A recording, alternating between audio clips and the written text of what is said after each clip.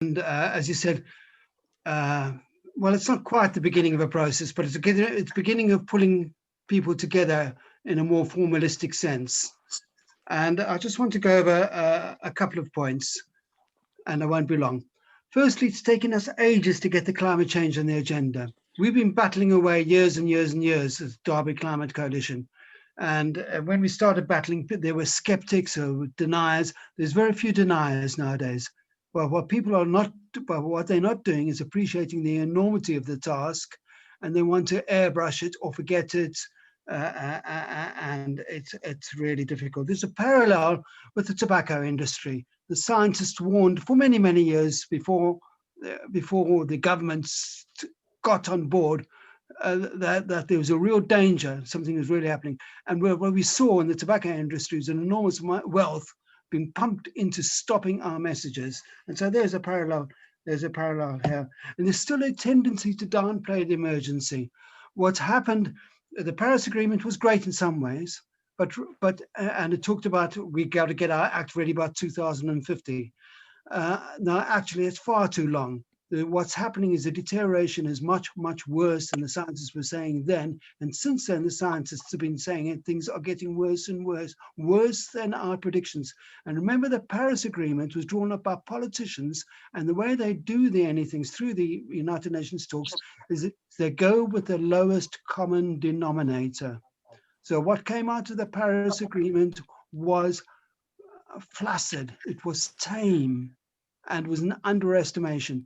But we know it's an underestimation. People, the scientists say, if we look at what's happening, things are happening which weren't predicted. They said these things would take ages. They haven't. What's happening to the Arctic, the Antarctic, the methanes, you look at the forest fires, you look at the typhoons, it's all larger than the scale that was forecast. And scientists, in some respects, are great. In other respects, they're also modest. They still argue, and they're very scared of the tipping points, of the dynamics, of the chaos, of the interrelationship. And one of the things we have to emphasize with climate is the interrelationship.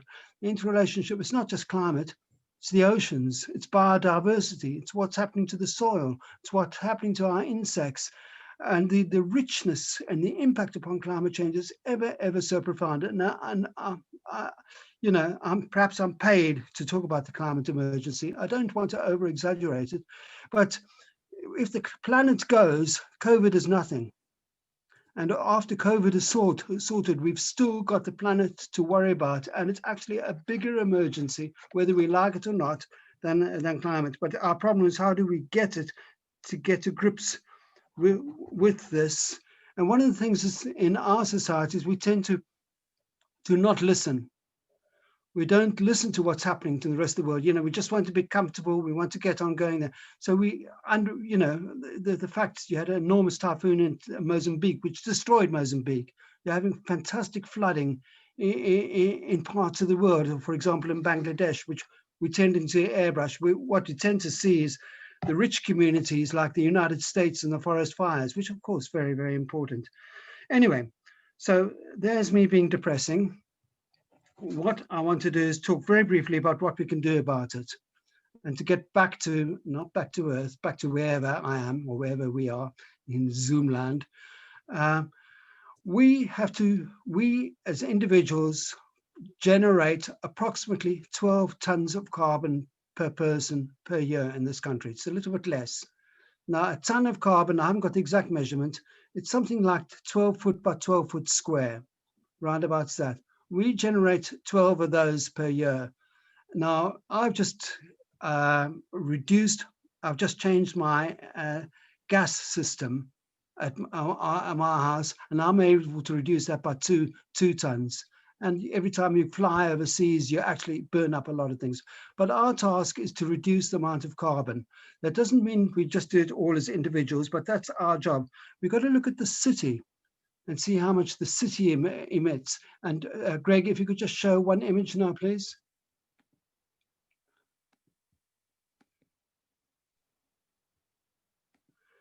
This is the city's emissions, but this is only part of the story. These are, if you like, the things that the direct emissions. And if you look at it, you've got transport on the road, you've got energy, houses, the energy from houses is a very, very important component. So it's larger than that transport in the road. You've got industrial buildings and institutional buildings, and you've got a big hunk cord thing. But these are the direct emissions, and sometimes they're called scope 1 and scope 2 emissions. We've also got indirect emissions, which are at least as large again. And these ones are fairly easy to quantify because we can measure it. There's government statistics, and we've got these. They're a little bit out of date, but the ones which are hard to measure, but we know I'm sure it's more than double than this. It's called scope 3 emissions, and these are the indirect emissions.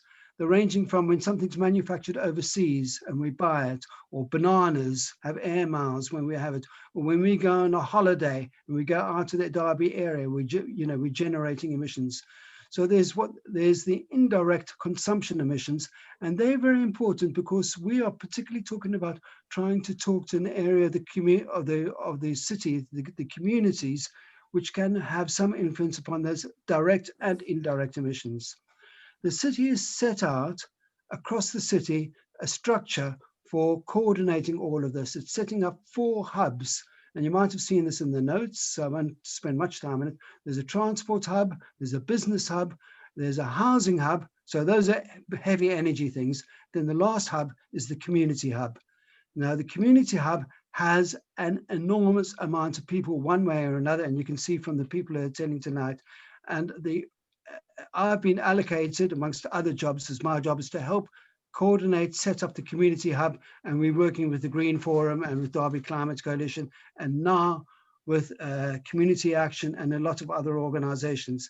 And my very last point is before that, is as individuals we can do things, but the main way we can do things is to organize through the community, is to get our strengths and our energies to show that we care and that we're angry, or we're trying to do things about it, in order to give the politicians more confidence so that they listen to us more and worry less about some of the other lobbies. And one of the arguments that's often used against us is this is a question of economy versus climate. It's not true. There's different ways you can reboost the economy by focusing upon climate. Anyway, I've gone on enough, and I'm sure I've taken up my 5 minutes. So thank you. Thank you very much, Peter. You outlined the sense of emergency and the scale of the issue very well, and that's a good point on which to continue. I'd now like to invite, thank you, and I'd like to invite Kim Harper from Community Action to speak. Thank you, Kim. Thanks, Sonia. All right, can I firstly just say I've got my grandson who lives with me, and if he just comes down being really loud, my apologies. It's 7 o'clock, and yeah, he can be quite loud. So I'm just going to share screen. I've got a very short presentation that I'd like to share with you, if this works. Share. Yeah. Can everyone see that? Yep. I suggest you go into the actual presentation view. Yes, I'm trying to. Yeah, that's fine. We can all see it. If it double clicking onto slideshow, but it doesn't appear to be working for me. Oh, from beginning. There you go. Okay, I'm in. Okay, I think I've worked with many of you actually, so I'm really pleased that Peter invited me to those that we haven't worked with to come along this evening. And what is Community Action Derby? Basically, we are a charity, not for profit, run by a board of local volunteers. All of our trustees are unpaid, and we've got about 850 member organisations in the city of Derby, but recognise that there are at least double that in terms of voluntary and community organisations in the city. But we are locally based, we're member led, and much of our work is done by volunteers working in communities within the voluntary and community sector. So we basically provide a range of support to enhance voluntary action in Derby City, and that's our main and primary mission. We do lots of volunteer brokerage, so if you want to volunteer in Derby, from being a good neighbour and very just helping out Betty next door move the bins, to becoming a trustee, and we'll do training and support for that, but also support organisations to engage volunteers and to set up good policies and procedure and so on. I did promise Peter I'd keep this very short. So volunteering community groups, this is where I think we've worked with quite a lot of you around our funding advice teams, group training, development, news and information. So lots of things that we send out around funding, the opportunities coming forward, partnerships that can be developed and so on. And then I guess the really important thing from my perspective for this evening is that we've got a lot of experience in developing partnerships and alliances now within the city, very much with working within the hubs, wanting to support Peter, also Simon, who I noticed here at the that's here this evening as well, Simon Harvey, looking at sustainable food, looking at making Derby a city where we all work together to get the very best that we can for our communities, and always work and also work together very constructively. So we're very much part of the Derby City partnership structures. I chair the Stronger Communities Board. That's working with other community and voluntary organisations in the city, really trying to see how we can make our communities strong, resilient, and working together from the future. In the last couple of years, we've actually established the Youth Alliance, so that's young people's organisations working together. We have very little in terms of actually inputting into the alliances and the partnerships we develop. That's not our role. Our role is to support, to coordinate, and provide advice and guidance as and when needed, really. But also we see ourselves very much as continuing to develop that. So I said it'd be very quick. That's a very, very quick whistle-stop tour of what is community action. If there are questions, I recognise we're very pushed for time this evening. So Peter has all my details. The phone number of the office is there. So if anyone would like to talk to us or pop in and see us, it's really good to be part of this, and I'm really excited to be part of a growing food coalition around the environment in the city. I think it's really important. Thank you. Thank you very much, Kim. It's always useful to have an update overview of what community action is doing, and certainly with regard to providing advice and support for groups, it's fundamentally important in the city of Derby. Thank you. The next speaker is, I think it's going to be groups. Okay. Group section. Greg, I've put up the list on the chat of the order of the groups. I'm wondering if you can display that. But while we're wondering about that, it's in alphabetic order. The first one, if Dave doesn't mind speaking in behalf of people in terms of active travel. I know there's lots of people who've got an interest in that, but if Dave would just say a couple of words about that. And then, you put the list up, so that's great. Also, we haven't got, if we can try to squeeze food in, we've got food in there, but it's not got to remain all. It's, we're asking somebody else to say a few words about that. Anyway, so if we can start with Dave, please. So what I'm just going to do very quickly is outline some of the position that the city finds itself in the moment. At the moment, the city is actually cash rich when it comes to putting in active travel provision, particularly infrastructure. Partly that's through the Emergency Active Travel Fund. We've just been told we've got £750,000, but there's also funding pots like Transforming Cities, which is looking at issues between Derby and Nottingham. However, the issue in the city is not really the availability of money. It is definitely to do with resourcing in terms of human resourcing at the council, but it's also to do with political will. And I think the political will is one of the most important aspects here. Transport is very contentious. Go to any ward meeting, look at any councillor's inbox, and you will see things like car parking congestion. People don't want to give up their cars. So we have to invest in the alternatives. There is the money there. Political will in this city has meant that, for example, we've put bus lanes in, we've taken bus lanes out. We've put cycle routes in, we've taken them out. What we have to do is find some form of consensus.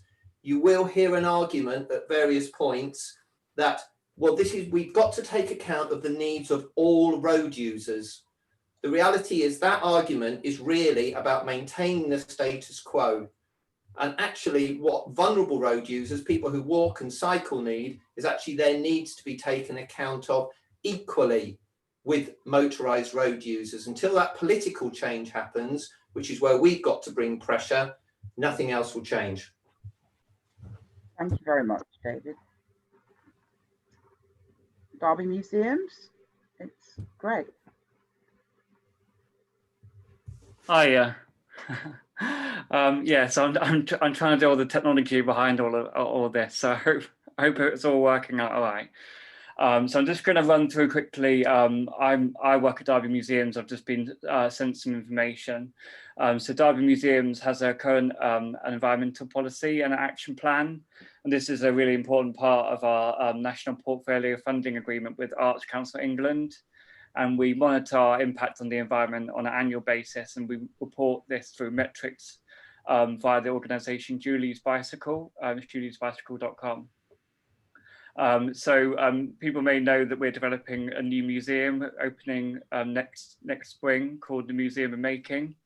It was previously a Derby Industrial Museum, but a key part of our action plan is the achievement. We've managed to achieve the BREEAM a very good status for the Museum of Making, implementing a range of measures in the completed building and construction process to minimise the negative impact on the environment from the project where possible, including energy use, materials use, transport plans, and we're on course to achieve this rating, and it's the highest possible rating that is possible for a heritage building of this type. If you don't know about BREEAM, it's BREEAM. You can have a look it up. It's all about quality standards for building. And the final thing is we're doing some interpretation at the Museum of Making, where we're going to be making explicit references to the role of the exploitation of the natural environment in the Industrial Revolution and the ongoing impact of this, because the Derby Silk Mill was known as the world's first factory. So we want to ensure that we kind of highlight this issue and reference that in the new museum. So that's me. Fantastic. Thank you very much, Greg. The next speaker is Derbyshire Wildlife Trust, and it's Lisa Witham.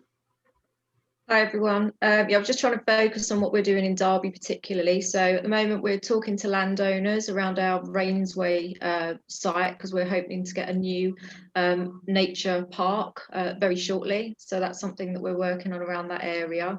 We're also about to launch our new Team Wilder campaign, which is the idea that we can ask people to take up rewilding on different sort of scales. So we can start off with perhaps rewilding your back garden, and then going on to rewilding community spaces, and then look at sort of more large landscape rewilding, which we will do sort of starting locally and then building that up to the different areas throughout Derbyshire. We believe in a nature recovery network, which means a lot of nature corridors coming together to create a wider area that's better for nature and better for wildlife. We've just been successful in getting some funding for a new green prescribing project. So starting in January, we'll be able to work with people to help their health and well-being, particularly focusing in Normanton and Arboretum wards. So we'll be working on some wildlife features with people and some volunteering projects, and helping to protect more green spaces in Derby.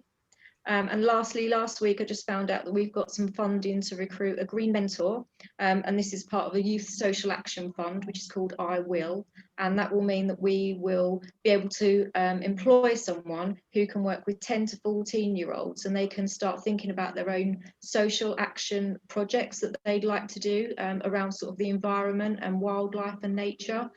So that's going to be really exciting for us. So we hope that we can deliver all of that in Derby City as well. Wonderful. Thank you very much, Lisa. Down to Earth, there's not a designated speaker, but I'm sure there's a speaker. Hi guys. Yeah, so it's Josh here from Down to Earth Project in Derby. There's actually a few of us on the call. So for those of you who don't know who DTE is, or DT Derby, we're a community-led agricultural project which actually began life as an allotment on the Ashbourne Road allotments. It started off just as allotment. We now host rambles and walks and educational workshops down at our allotment.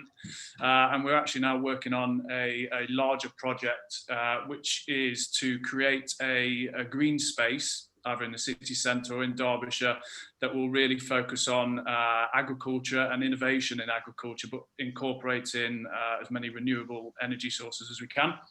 That's phase one of the project. Phase two of the project is a larger scheme in Derbyshire as well, which we're actually working with Sir Timothy Smith from the Eden Project in Cornwall as a mentor for us to get this project up and running. So very early stages in terms of just getting the concept and what we want it to look like, but the focus is really about bringing community back to our city, focusing on agriculture, bringing local produce back and reducing our carbon footprint in that way. Yeah, we've got loads planned. Ben, I'm not sure if Ben's about, if he can hear me, if he wants to chip in. Yeah, I'm here. I think you said it all. What about 30 seconds, Ben? Yeah, Josh has said it all. I'll leave it there. Yeah, it's an agricultural project, but focusing on sustainability, and we've got some really exciting plans that we're in some. We've got some talks going on at the minute with a few people. So it's exciting things. Thank you so much. Hopefully Ben can have some input later on in the programme. Friends of Darley Open Spaces, it's Janet Dean. Hi, I'm chair of Friends of Darley Open Spaces, and I'm chair of the Darley Abbey Community Association. Friends of Darley Open Spaces, we have a big group called the Wildlife Gardeners. We're refurbishing parts of Darley Park, all gardening organically, sustainably, and increasing biodiversity while still being a park. And with the community association, the village hall is within parks remit, and also the grounds of that, the garden and so on, we want to do in a similar way. We work brilliantly with the parks department. They really can't do more for us. We've really got a great partnership and have worked together for years, and that's gone from strength to strength. Plus we've got the green flag for quite a few years. By working together on this. We're particularly interested in looking at a citywide compost policy procedure, something quite entrepreneurial, something quite innovative right across the city. Get that sorted. Yeah, that's us. Thank you very much, Janet. That was quite succinct. Thank you. Some exciting things going on. The next speaker is from Health, and it's Andre. Apologies if I mispronounce your name. No, that was perfect, Sonia. Hello, everyone. My name is Andre. I'm a healthcare and environmental campaigner. I wear two hats at tonight's meeting, so I'll very quickly go through both. Firstly, I'm a member of the local Derby branch of the national campaign group Keep Our NHS Public, KOMP, which aims to reverse the ongoing defunding, rationing and privatisation of NHS services with the aim to reinstate a fully publicly funded, publicly provided, and most importantly, publicly accountable NHS. There are many reasons why this is relevant for the climate change agenda, but I will mention only two. Healthcare is a massive producer of plastic waste, outrageously so since the start of the COVID pandemic with all the PPE. And also, large hospitals are important emitters of very powerful greenhouse gases, which are used for anesthesia in operating theatres. This issue hasn't been covered by the media as much, but it is fully acknowledged by a scientific community. The problem is that the fragmentation, defunding and privatization of NHS services and the abolition of the health secretary's responsibility for the delivery of health services are making it near impossible to hold anybody to account for the quality of the health services and also their impact on the environment. So that's the sort of the NHS angle. But secondly, and more closely to this evening's agenda, I'm also a local community campaigner on the issue of air quality in Derby. And again, there are many reasons for the high air pollution in Derby, but the one issue which I'm currently campaigning on is the banning of all black smoke garden fires in densely populated or built-up areas of Derby. This is a major issue in the area where I live, in the south of Derby, covering districts of Littleover, Normanton, Sunny Hill, Sinfin, Allenton, Alveston, but other parts of the city as well. And in this area, general waste, garden waste, building site waste, and often industrial waste are incinerated in outdoors, smouldering, slow-burning, low-temperature fires in people's back gardens. Now, these areas that I've mentioned, these districts, have very small gardens, and fires like this affect many people, many properties around where they are lit. Traditionally, this happens after dark to disguise the origin of the smoke and lasts throughout the night, or for a large part of it. But more recently, this happens during the day as well, both as a weekend and during the week. Now, all smoke is bad for health, causing cancer, respiratory, cardiovascular problems, dementia, sudden death for the vulnerable. But as Dave Claspy was mentioning earlier, we do have to engage the politicians. So the local councillors have been reluctant to take this issue forward. And in the light of the upcoming local elections next year, we're hoping to start a very radical campaign at the beginning of the year to put this issue back on the agenda. Thank you very much, Andre. The next speaker is from the Indian Workers Association. Is it Jaginder? Jaginder, are you with us? Perhaps we'll go back to that. Love to ride, Derby, Lucy. Lucy, are you? I was just saying I'm happy to forego my section. I didn't actually offer to volunteer to contribute, and also Dave's covered it. I'm conscious of time as well, so feel free to just, thank you very much. That's fine. Thank you, Lucy. Is Jaginder or anybody from the Indian Workers Association with us? Okay, we'll hopefully check that. Multi-Faith Centre, Keith Munnings. Saw Keith earlier. Does he have to go? Okay, parks, including the Friends of Chaddeston Wood Arboretum, Sarah Martin. Hi, it's Sarah Webster actually.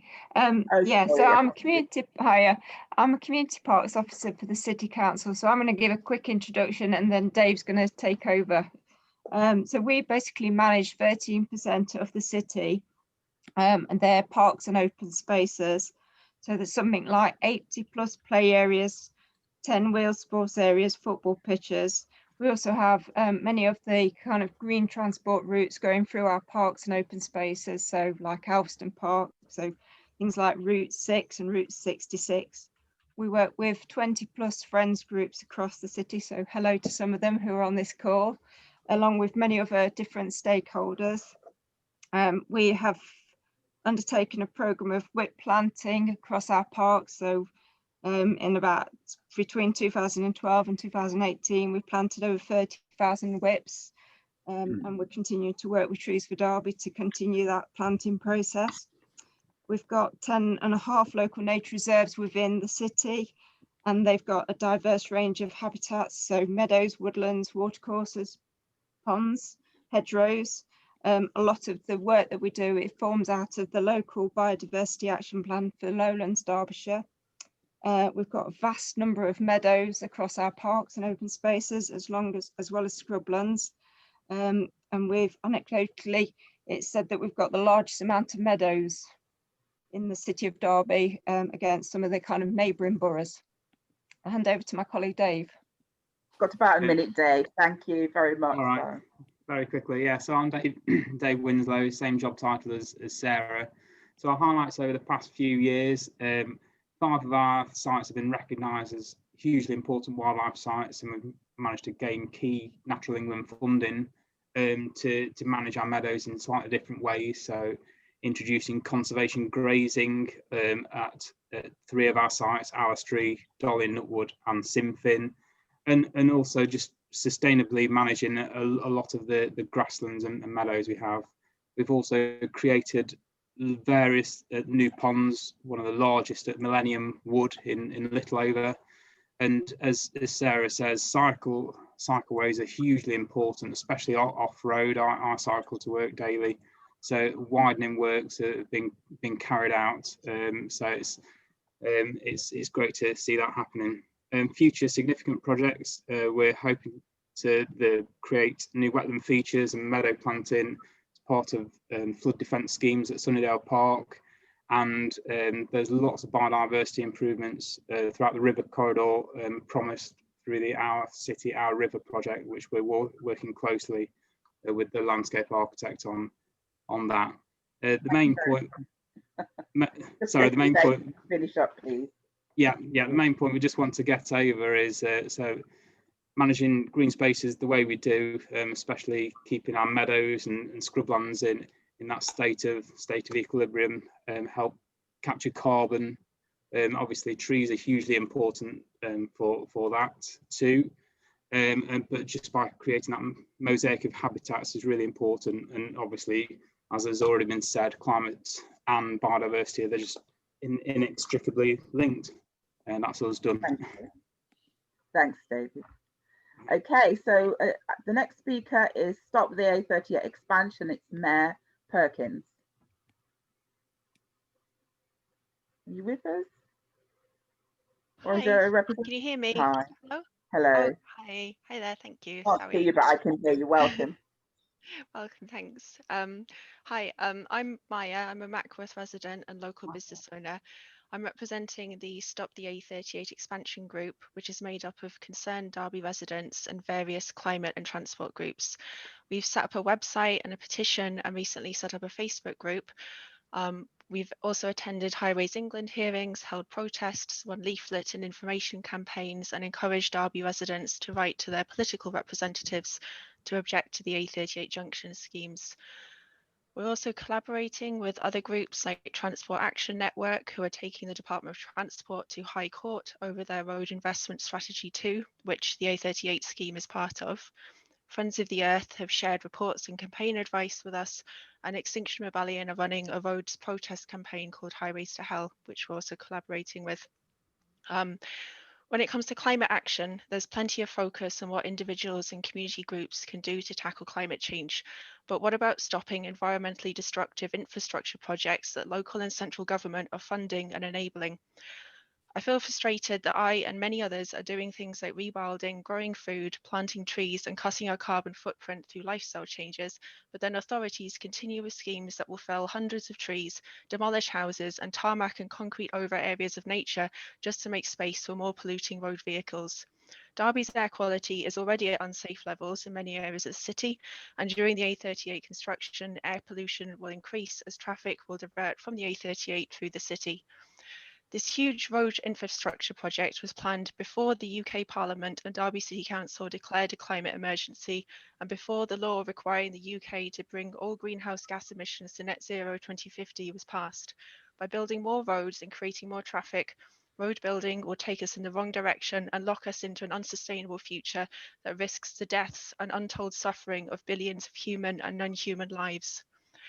I know some may say that the A38 is only one road, it's only some trees, but we have to think global and act local when it comes to the climate and nature crises.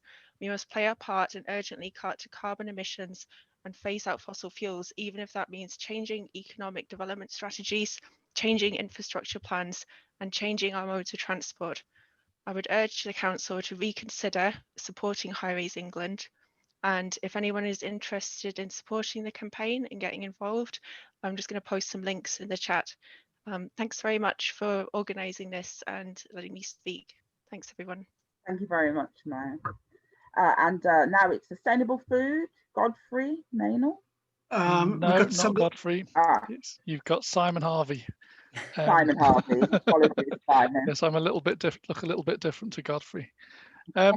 Okay, I work in the public health team at Derby City Council, and I'm working at the moment with the Food for Thought Alliance, which Kim alluded to earlier in her talk, which has arisen in response to the issues that have come with the COVID-19 pandemic. I'm going to drop quickly in the chat just something that provides a link to the Sustainable Food Cities programme, because it means then I don't have to spend part of my time reading it all out to you. COVID is quite a good place to start a conversation about food systems. The COVID-19 pandemic has basically exposed a number of serious issues with the food system across Europe and across the world, from struggling agriculture, struggling supply chains, food shortages, people who a widening gap between food prices and people's incomes. and people being driven by poverty to rely on emergency food, with an 80% increase in emergency food use across Europe alone. But actually, none of these issues have started with COVID. Most of them existed before COVID, and once the COVID pandemic has passed, and one day I believe it will pass, those issues will still be with us. So I'm working with Food for Thought Alliance to try and develop a sustainable food places approach, which I've dropped into the chat. Essentially, this is thinking beyond just providing emergency food to people in need, although at the moment that is the priority for many households in Derby. But it's thinking beyond that to looking at our whole food system. So that's thinking about the local supply chains we have, depending on looking at using shorter supply chains rather than depending on national and international ones all the time, and to start to build some of those community links. Have I gone past my time? Can you sum up, please? Yes. So the programme, essentially what we're looking to do is develop a local partnership which brings together people who are working across those 6 strands that I've dropped into the chat box. And I'm happy to chat with anybody afterwards who'd be interested to be involved with that. Thank you, Simon, and hopefully there'll be more time to elaborate on that. Thank you. Trees for Derby, and it's Kate Ball. Hi. So I think most of what we need to say has been sort of said by Parks. Basically, we're a group that's trying to work with the council, with private landowners, with anybody really who's interested in improving biodiversity across the city, obviously particularly planting trees for carbon capture and the other climate mitigation benefits that they bring. And yep, so we're happy to work with absolutely anybody who would like to be involved in improving greening of the city. And yeah, that's about it for us. Thank you very much, Kate. Unite Community, Bernadette. Hi, I'm Bernadette. I'm the chair of the local Unite Community branch. Unite is part of the larger Unite Union. We're a group that are essentially for people who are not in the normal represented workplaces, people who are retired, people who may not have a job or may be between jobs. Essentially, really, what we are is a group of activists that would definitely look to support campaigns on green issues. Unions have historically always looked out for the needs of working people. And certainly one of the things that concerns me is the difficulty that a lot of working people would have to access some of the projects and the means to make their lives better and healthier. What tends to happen is that working people tend to live in areas of greater pollution, poorer quality air. I mean, the Simford incinerator is an example, a shining example of that. Fortunately, it's broken at the moment. And so that's really us, Unite Community. Thank you very much, Bernadette.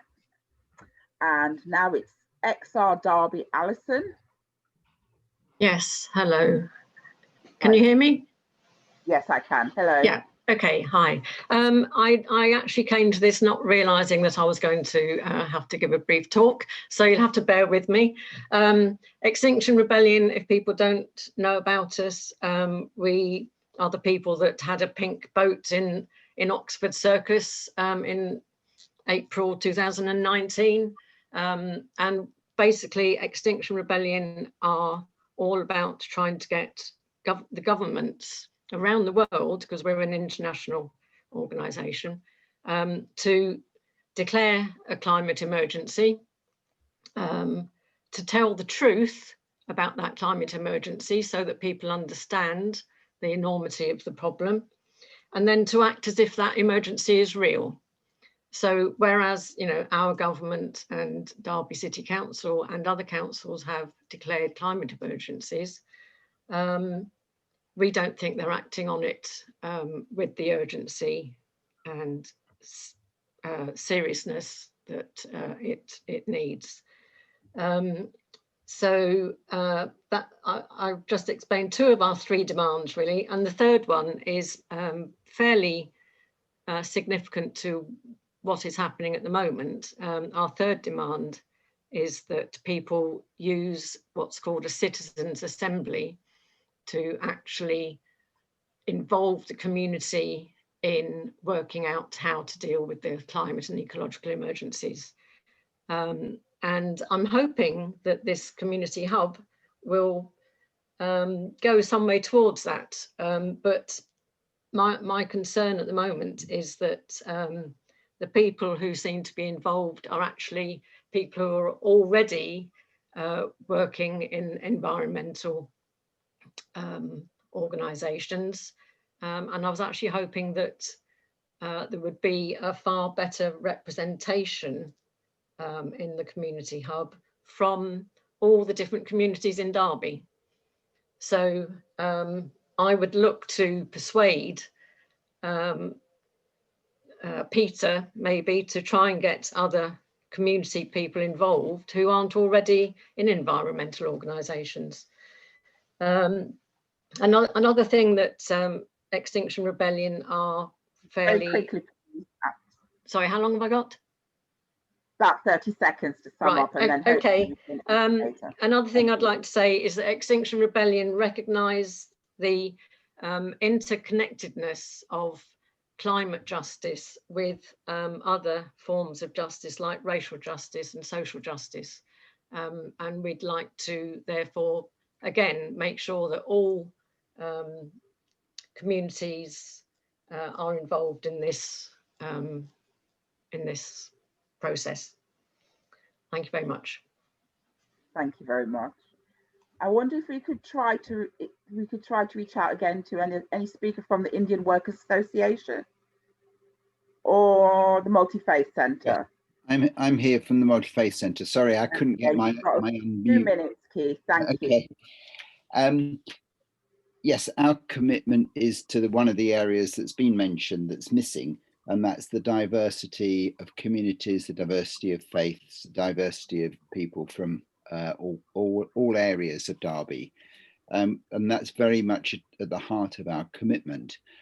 A year ago, I'd have had a lot more to say about activity and action. We're on hold at the moment because we're undergoing a major review of how the Multi-Faith Centre functions in the university. So I haven't got an awful lot more to say, except that we're looking to, it's been shown quite recently how a huge increase of work of faith communities with local authorities during the pandemic, and that sounds a profitable way to move and influence the people who most need influencing. So thank you. Thank you very much, Keith. And now I'll turn to Sean from the University of Derby, and I believe we have several students online, so if you'd like to give us all a wave. And then Sean, would you like to? Yeah, actually colleagues of mine, academic staff that are on the call with us. So thank you, Sonia. I think I have 5 minutes, don't I? Is that right? You do, I'll try and be brief. So I thought it would be, I mean, we're a large organisation, a large institution. I thought it would be helpful to sort of give an overview in 3 sort of separate areas. And just to introduce myself, I'm Dr. Sian Davies-Follen from the university, and I lead their Environmental Sustainability Research Centre and the head of the School and Built and Natural Environment. So I thought it'd be helpful to look at what we do around climate and sustainability in 3 different areas. So at the institutional level, we have our own green targets and sustainability targets, our environmental policy and compliance. And 2 of my colleagues here today are Gaynor Delaney, who's the new head of compliance and sustainability, and Liz Hunt, the environmental and sustainability manager. So both of you, I'd encourage you to put comments in the chat, because I can't talk about everything. So if you want more me to say more, then please just do put them in the chat so everybody can see them. So we've got that sort of institutional level around climate and sustainability. And then obviously we are an academic institution, and we have sort of two systems or frameworks that really focus around the environment, around sustainability, and around climate change. So we have a low carbon network that's based in our business school, and Dr. Fred Patterson leads that, and he's also on the call today.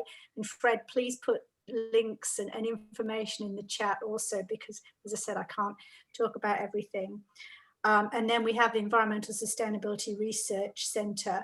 And across the university, we do have a breadth of experience, of research experience, and of knowledge exchange associated with climate change, sustainable energy, green recovery, biodiversity and ecology. And Dr. Bryony Norton, who has been involved with some projects in Derby, is also on the call. So Bryony, please feel free to put things in the chat too. So we have that academic and knowledge experience, and we work on every level from the local through to international.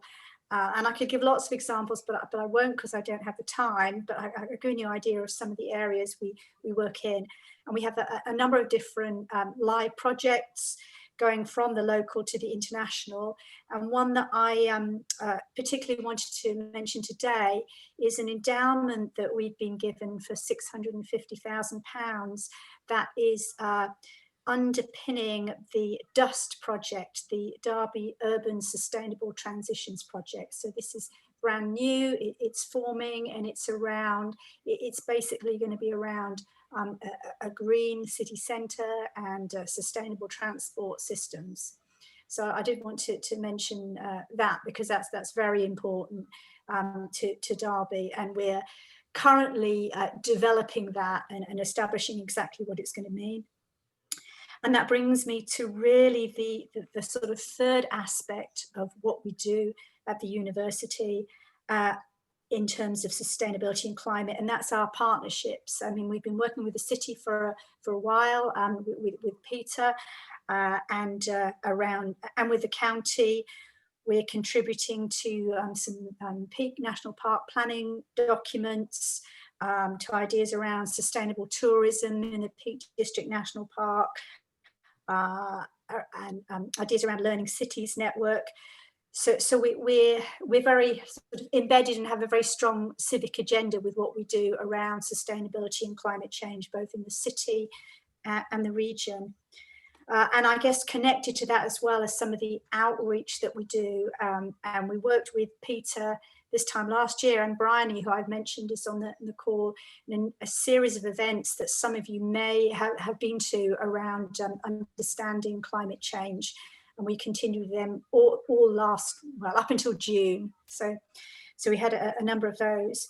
And in terms of support and that connection to all your groups, all our students have to undertake a project, a piece of work outside of their academic requirements for a minimum of 30 hours. And they can do that as a volunteer. And so many of our students do choose to go and do volunteer work as for that requirement, and all the students have to do it. So it occurs to me that there's probably plenty of opportunities that you could offer students, and plenty of experience that they could have by working with your groups. So that's one thing I wanted to put out there on the table. And then obviously we have a breadth of knowledge and expertise around, as I said, sustainable energy, low carbon, biodiversity, climate change, sustainable cities. And we see our place as being as exchanging knowledge and transferring thought and knowledge in that partnership. So please draw on that as well. And then we can act as partners in bids or on projects. So we can collaborate with non-governmental organisations, with the City Council, with other groups. So I hope I haven't overrun. I know that's a quick run around of what we do and how what we do connects to sustainability and climate change. I think, you know, what I said at the end there is really important, how we can connect with the city, because that's very important to us. And we do have ways in which we can connect with you and support what you are doing. It may be a different way to the other groups that are here, just because of the scale and the scope of what we do. So I think I'll leave it there. Thank you for your time, and thank you for inviting me. Thank you very much. Okay, so Thanks, gosh, Sonia. there's so much going on. That's so exciting. And I believe Kate now has the task of talking to us about groups and trying to organise us all. Kate? Yes, Peter threw me this one this morning. So there's a list of groups which I'm just going to attempt to put up onto the chat. So the idea is that obviously there are an awful lot of us on here, and all with slightly different areas of expertise, but all needing to collaborate to, thank you, Greg. All needing to collaborate to go together. Peter's just also suggested an extra one at the bottom of that list of students and further education. The idea is that if we just call out the names, if people could put in the chat if they are interested in being part of or heading up each of these groups, that would be really great, so that we can have subgroups within this very big hub, so that everybody can work together on the areas of their particular interest and expertise. And obviously people are welcome to join in with more than one. So could anybody who is interested in being a part of active travel just put down that they are interested in being part of active travel? We're going to capture the chat and make sure that this all gets in. If you're interested. Can you hear me? Yep. Can I just butt in, please? We're not trying to replace groups. If there's existing groups, we want them to be enhanced a little bit and to pull in the climate agenda. But you know, obviously we want to build upon what's there. But some new group, there might be some new groups. For example, there isn't one around plastics. The other thing is the overlap with the other hubs. Is that it may well be that some of the active travel people will be involved in the transport or the travel in the transport hub, and so on. So it's fairly fluid at the moment. We're not trying to threaten existing groups. We're just trying to graft on and to interrelate with them. Thank you. That okay? So we've got quite a few people saying active travel. Anybody in a biodiversity group? I mean, obviously I can say.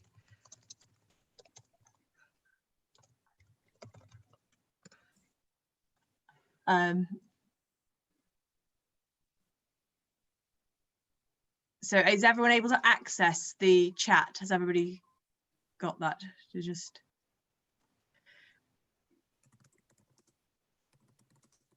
So if we just give it a couple of minutes, can everybody see the shared screen? So any of the names that are up there, and Lucy Kerr has also suggested a resource group. Greg, could we add that? Thank you. Thank you. So if everyone just types down the ones, if they're interested in being in any, that would be great.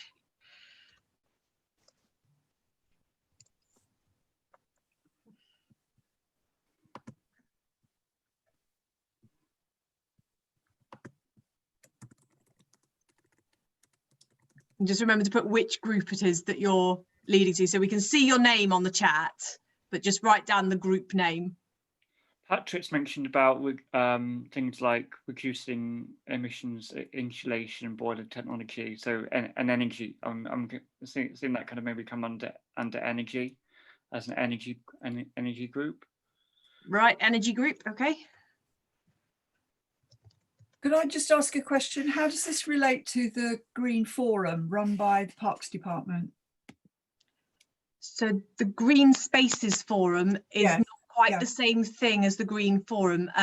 Sorry, no, the Green Spaces Forum. I mean, for the biodiversity, for example. Sarah, would you be able to help with that, or David? Webster. Sarah. Yeah, do you want me to do it? So this basically, I guess all the people that are going to come from this will come into that group that we're looking to establish about biodiversity through the Green Space Forum. Right, great. Yeah, so it's adding to our group. Yeah. Thank you. Thanks. Thanks, Sarah. Right, should you just give that 30 more seconds, Sonia? Is that all right? And then that's fine. Yes, I think everyone's just about there. Yeah.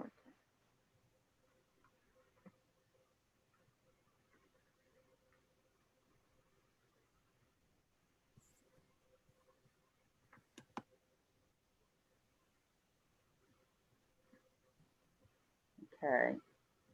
Has everyone indicated a preference? There'll still be time at the end. People can always continue. Can they keep adding, I presume? Absolutely. You can keep adding, or if suddenly later on you think, oh, I'd really like to be a part of, then do just get in touch and say, oh, sorry, this isn't closed. And at any point, people are welcome to join, or if somebody else says, oh, I'd really like to be part of this, then absolutely, it's very open. Okay. Thank you, Kate. Thank you. Great. Thank you.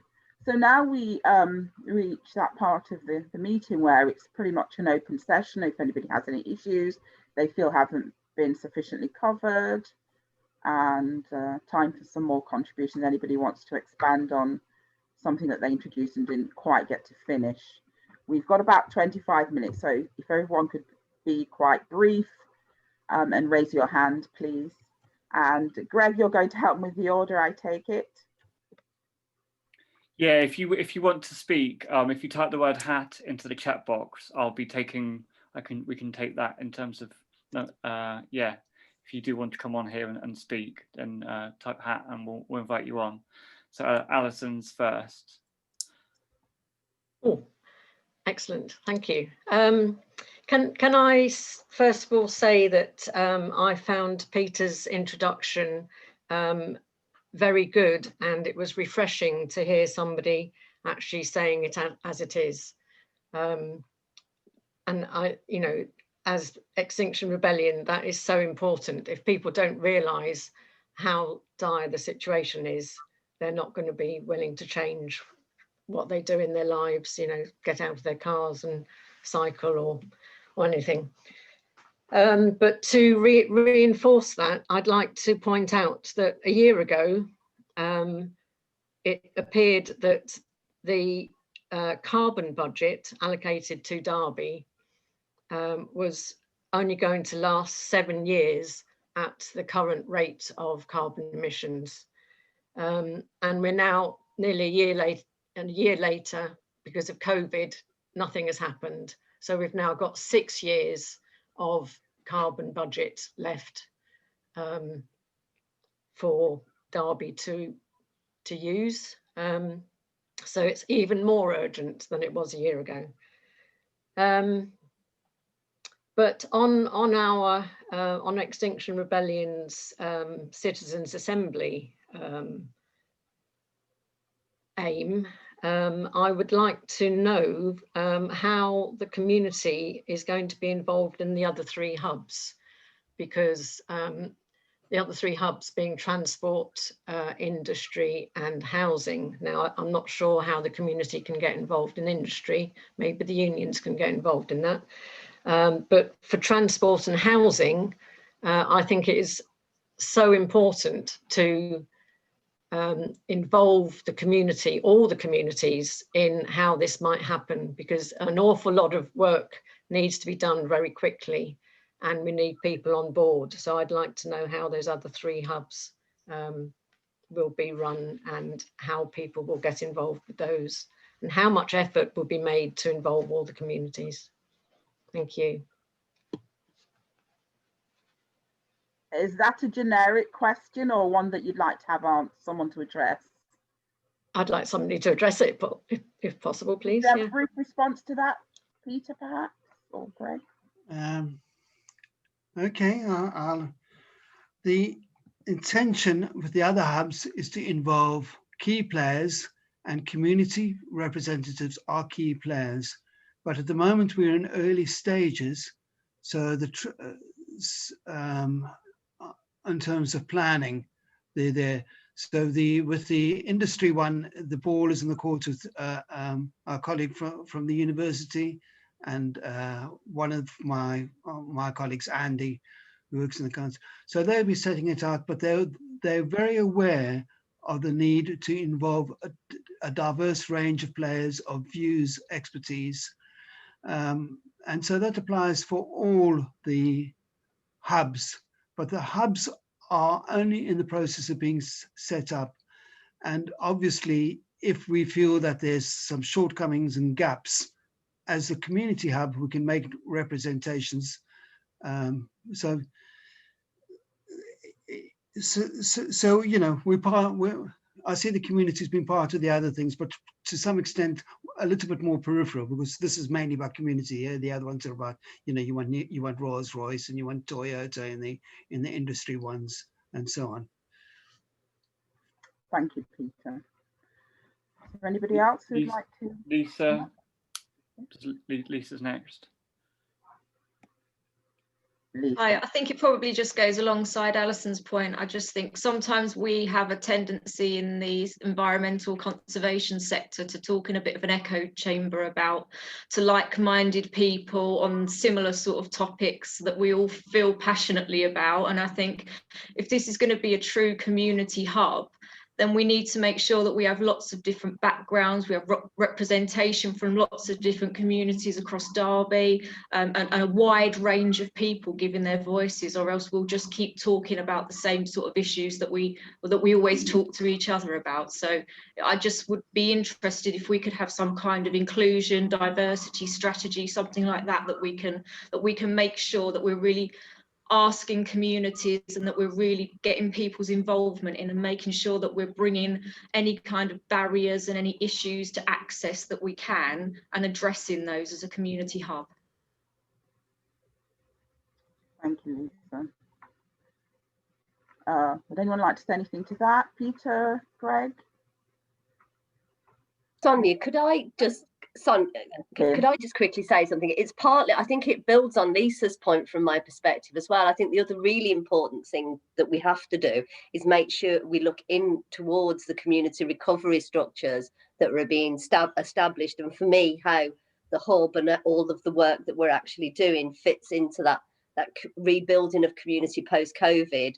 Oh no, we're not quite post-COVID yet, actually will be really important. So it's the community, but it's also making sure that we're very much part of those established structures, looking at community recovery and setting up the way the city will work into the future. So we have to do that both ways. I think it's absolutely essential to make what we're trying to achieve successful.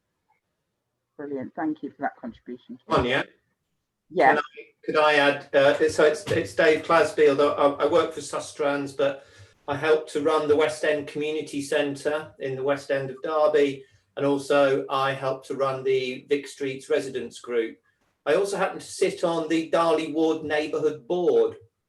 And I think that the neighbourhood boards, we should use the existing structures that exist. And I would urge anybody on this call who lives within Derby to find out whether their neighbourhood board is actually active, because you have direct representation there with local councillors, but also with representatives from the police, Derby Homes, etc. You also have a budget that you can use. And the neighbourhood boards do draw on a wide range of the local community in that area. So you don't go to an echo chamber. I can absolutely guarantee, I sit on the transport subgroup of Darley Ward, and I have huge battles with the other members in that room around the role of walking and cycling in actually tackling climate change. It is not an echo chamber. So we actually have an opportunity to engage through the democratic structure that exists within this city and to bring people on board. So I would urge people, and I know Peter knows about this because I've talked to him about it before, but individually to get involved with the neighbourhood boards. If they don't exist, put pressure on the council to re-establish neighbourhood boards in your area to give real accountability to local people. Can I just quickly ask David, can people find out information about their neighbourhood boards from Derby City Council website, I presume? Well, not all the neighbourhood boards are functioning, Right. but you can certainly find out about them through your local councillors. And certainly I would urge as well that we engage with the neighbourhood managers and the neighbourhood officers. There's an extremely good group of people who are employed by Derby City Council who know their communities really well, and they're very, very active. They know the groups that we can engage with, and they help to manage the neighbourhood boards. They would be an extremely valuable resource. Thank you. I've got Maya's put hat in the chat box. Hi. Yeah, I've been trying to get the engage with the Mackworth neighbourhood board. That's been met for a few years, and my local councillors, one just told me they won't do it because of COVID. Others have ignored me and not replied to my emails. And I said I asked why it isn't possible because the council is running other online meetings, but they have ignored my emails. I've also approached the democracy department and the neighbourhood board thing, and they told me the same thing, or they aren't replying to my emails. So I've told them I feel this is a failing of democracy, because if you go on the council's website and ask how to engage and have your say, the neighbourhood boards is one of them.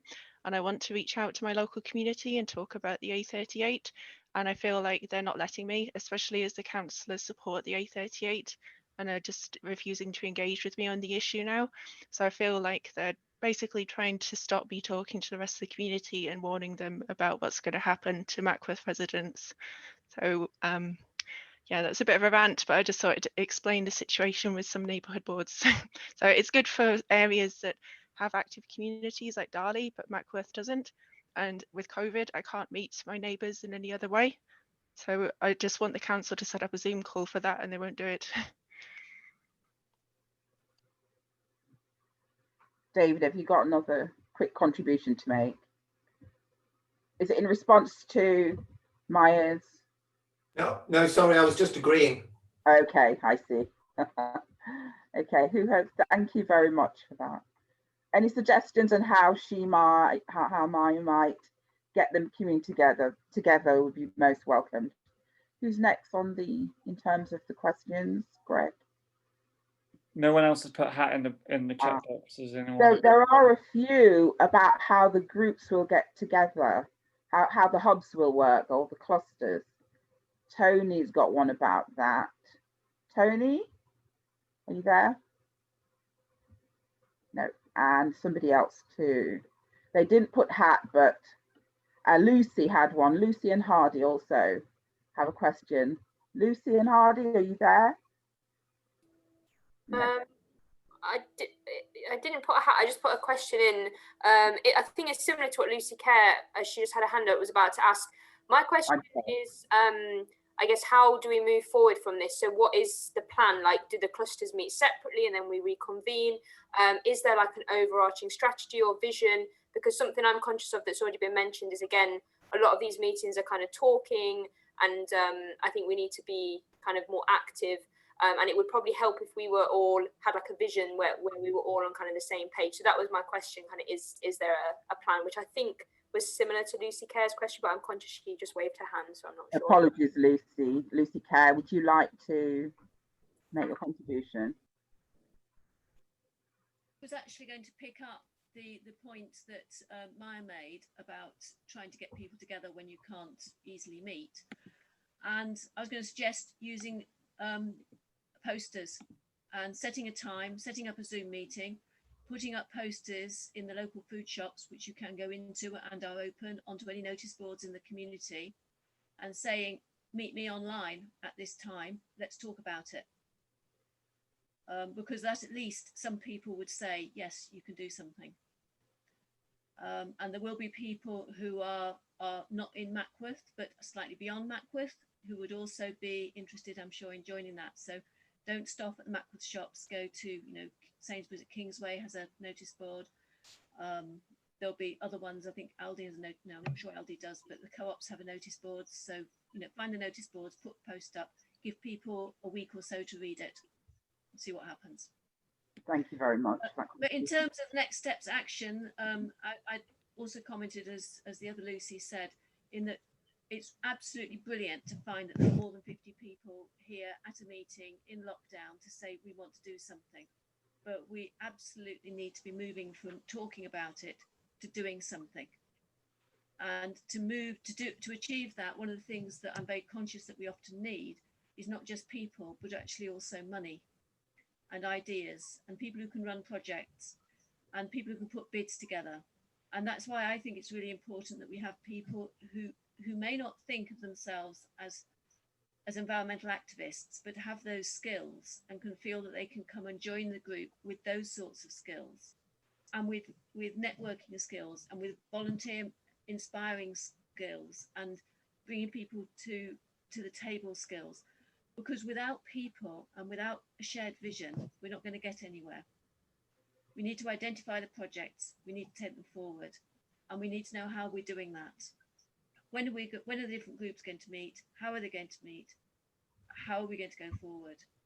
Because otherwise it'll just be talk, and talk is not going to get us there. Okay. Sonia, it's Tony here. You asked earlier on. I was on mute, so I didn't get off.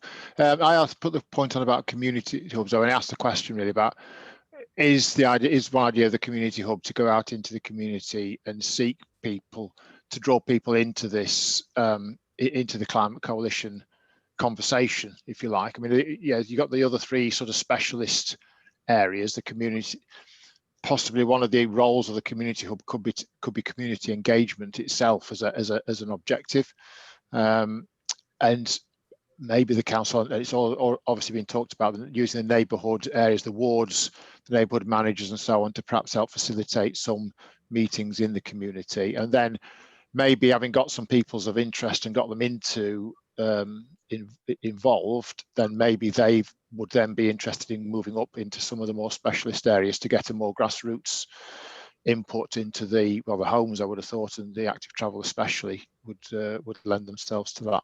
So to use the community hub as a kind of conduit to feed people in and then get them involved in and sort of active in the first place. Thank you for that, Tony. Sue Argyle. Sue's got a question. Yeah, I thought that the contribution from Andre was really, really good. And I think it's quite important that what he was talking about was an issue which happens mostly in the poorer areas of Derby. And I think those are traditionally places that we actually don't have access to. We don't really have the climate discussion as much in those areas. And I think that what I'd certainly like to see is us thinking about ways, maybe through the whole health issue, thinking about ways that we can actually get into. I mean, I live in Normanton, and you know, the air quality in Normanton is rubbish, as it is in lots of other poorer areas of Derby. So people in those areas are actually affected much worse in many ways. And yet we're the areas where there are no neighbourhood boards, they don't function. Arboretum hasn't met for over 2 years. When it did, it was just a bun fight over parking, you know, nothing to do with local democracy, nothing to do with climate change, etc., etc. So I think one of the sort of tactics, if you like, that I'd like to see us grabbing onto is how do we get into communities which are actually at the sharp end of suffering from climate change and from pollution and from, you know, plastic waste and all of those things, without being preachy, without being, oh look what we do in Darley, you could do that here, you know, which will just totally alienate people completely. So I think that however we organize these hubs and however we organize these interest groups, if you like, I think we need to somehow have that strand running through. How are we going to approach people who we don't normally approach? How are we going to approach the poorer areas in Derby? How are we going to reach communities, that etc., etc.? So that's just my 2 pence really. Thank you very much, Sue. Would anybody else? Any more? Alison had a hat. Yes, thank you. To pick up what Sue was just saying, I wholeheartedly agree with what she says, and maybe the way to get into these communities is actually to go and talk to them about what their problems are, and then it would probably be quite easy to point out that anything we do to help with the climate emergency is probably going to make their lives better.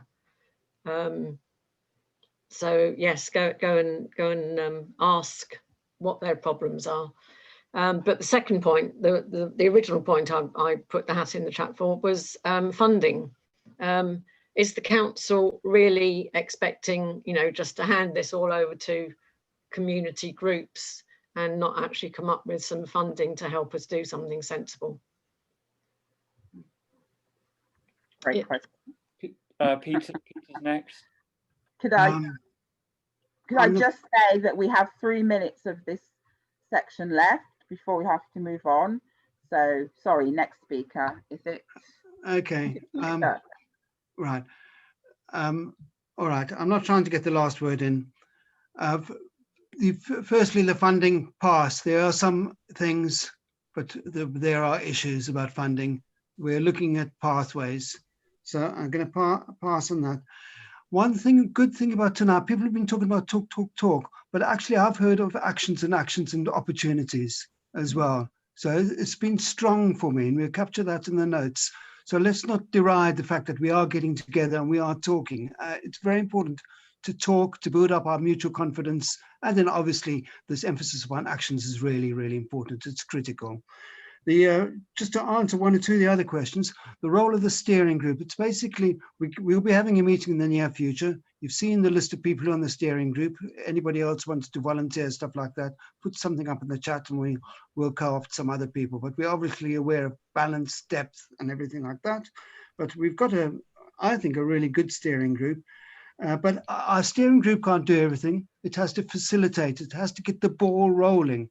And this is where the cluster groups, the self-help groups, we want you to get running in whatever way you want to do. So if you want to meet 3 times, you want to organize an activity, do it. Just do it in partnership with us. But we depend upon you, not upon the steering group. And also my role in the council, I've helped facilitate this, but actually I work for the council. I don't work for Climate Coalition and that. And in some ways, I want this to be much more self-running, much less dependent. I don't want to hear people say, Peter. I want to hear people say, swear at other people or be nice to other people. And then the last thing is we're going to coalesce the demands.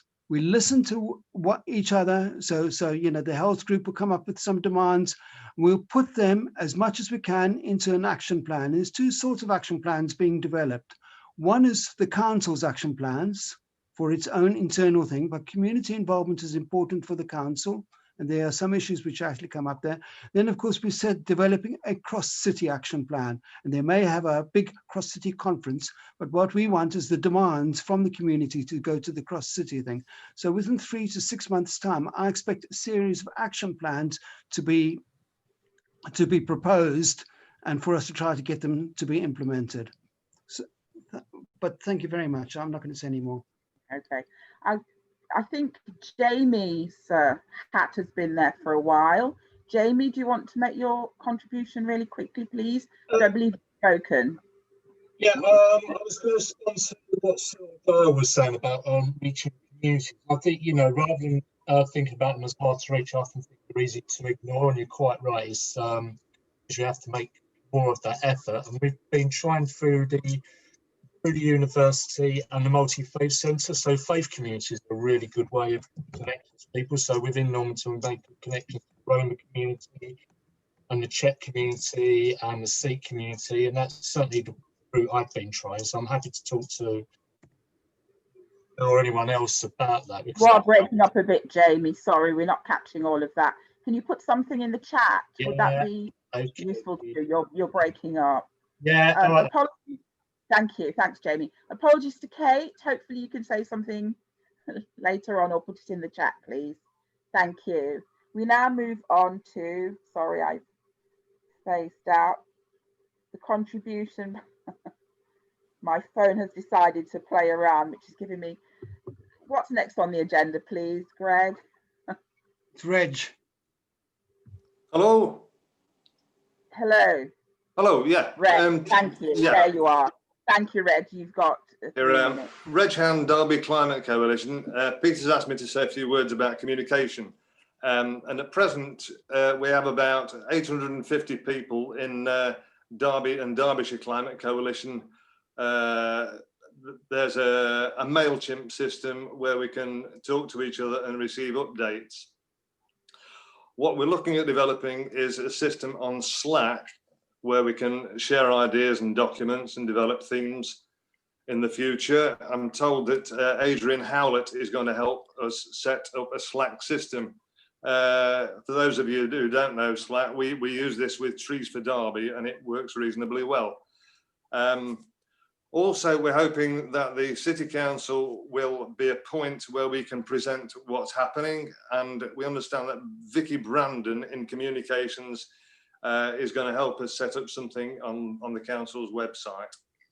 Yeah, that's it. Thank you. Thank you very much. Wow, that's amazing. Thank you all so much. And apologies, Kate, did you have one quick thing to say? I couldn't take your final contribution there. If you can say it very, very quickly, please. Oh, no, it's fine. It was just, how do we do the communication? I'd missed the next agenda point. Okay, that's fine. Wonderful. Thank you so much, everybody. Amazing meeting. I don't know if anybody else has any contributions we can extend for further 10 minutes. If anyone has anything really pressing they'd like to add or expand on. No? Okay, wonderful. Thank you so much. Thank you, Peter. Thank you, Greg. Thank you to all those people who have worked so hard in the background. Bringing us all together is, I can imagine, no mean feat, and really appreciate it. Peter, would you like to have the final word? Thank you. Thanks, everybody. I don't want to get the final word, but this is what often happens. Next time, I won't have the final word. We've got to have a self-running, extended green forum in partnership with other people. People have to take the responsibilities, and but I want to emphasize this is part of a process, as you said at the beginning. This is part of a process, and it's very, very useful to have such a wide range of people. But there's lots of people we still got to reach out to: scouts, schools, and I've got a list of other things. We've also got a draft remit for us, which we will circulate. We've discussed in the steering group and circulate. But really, is the outwardness and the breadth is what it's all about, tying it in with actions. But there's no but. I just want to say thank you, Sonia, and thank you for everybody who's helped make this happen. It's at least 2 steps forward, but there's a lot more to go. That's wonderful. Thank you. If I could leave the last word with a Kenyan environmentalist, Wangari Maathai, who said that there are opportunities even in the most difficult moments. And I think that we're in a very difficult moment in terms of COVID, in terms of the environment, in terms of so many issues. And I think there are lots of opportunities that have been presented, and the time for action is now. Thank you so much, everybody, and enjoy the rest of your evening. Thank you. Back to all of us. Thank you so much.